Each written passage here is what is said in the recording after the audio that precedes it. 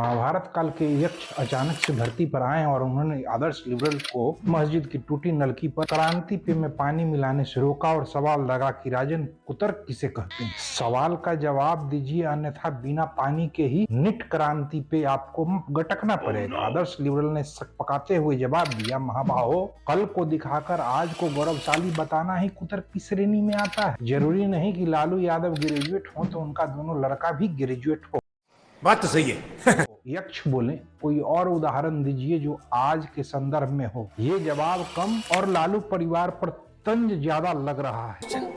You are a good question. Adarsh liberal बोले, महाबाहो, मेरा आज का तर्क थोड़ा लंबा है, ध्यान पूर्वक सुनिएगा। ठीक इसी तरह का कुतर्क 14 अगस्त को SIR मामले पर निर्वाचन आयोग के वकील राकेश द्विवेदी भी कर रहे थे। उन्होंने कोर्ट को बताया था कि बिहार को ऐसे दिखाने की कोशिश की जा रही है जैसे वह किसी अंधकार युग में जी रहा हो। यह तो ज्ञान की भूमि है, जगजीवन राम की भूमि है। पहले राष्ट्रपति नालंदा और वे पहले प्रवासी जो मॉरिशस जैसे स्थानों पर गए और आज वहां शासन कर रहे हैं। राकेश द्विवेदी को अदालत को यह भी बताना चाहिए कि बिहार में शिक्षा की मौजूदा स्थिति क्या है। बिहार पलायन के मामले में देश में नंबर 1 की श्रेणी में आता है। बिहार का सकल घरेलू उत्पाद देश में सबसे नीचे है और वर्तमान समय में बिहार देश का सबसे पिछड़ा प्रदेश बनकर रह गया है। बिहार को हर साल बाढ़ जूझना पड़ता है, अगर बारिश नहीं हुई तो सुखाड़ या अकाल से भी जूझना पड़ता है। बिहार सरकार का 80% खर्च केंद्र सरकार वहन करती है। हमारे दादा अगर 52 बीघा में पुदीना बोते थे तो जरूरी नहीं कि हम भी रोप पाए। परिवर्तन ही संसार का नियम है। आज के बिहार में न शिक्षा है, न बेहतर स्वास्थ्य सेवाएं और न ही रोजगार। इसलिए महाबाहो, इलेक्शन कमीशन का वकील राकेश द्विवेदी सर्वोच्च न्यायालय में कुतर्क कर रहा था, लेकिन मिलॉर्ड पिछली सुनवाई की तरह उनकी बातों में नहीं आए। उन्होंने कहा, बिहार में गरीबी भी तो है। आजकल के समय में इस तरह के कुतर्क